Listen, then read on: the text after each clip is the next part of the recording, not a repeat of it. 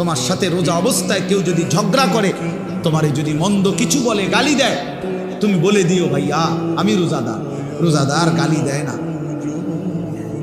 রোজাদার ঝগড়া করে না ভাইয়া, রোজাদার নাফরমানি করে না। ফালিয়াকুল ইন্নী ইমরুউন সাইম, নবীজি বলেন বলে দিও তুমি ভাইয়া আপনি আমার আরো অনেক কিছু বলতে পারেন, আমি রোজাদার, আমি রোজাদার।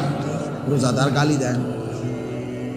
রাসূলুল্লাহ সাল্লাল্লাহু আলাইহি ওয়াসাল্লাম বলেছেন লাইসাল মুমিনু বিত্তাআন ওয়ালাল লাআন ওয়ালাল ফাহিশ ওয়ালাল বাদী, এটা হাদিস।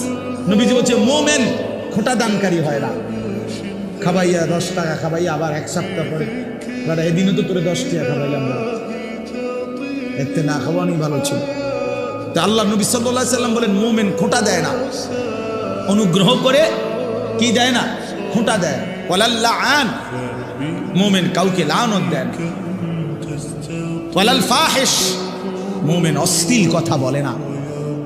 ওয়ালাল বাদী, মুমিন নোংরা চরিত্রের হয় না।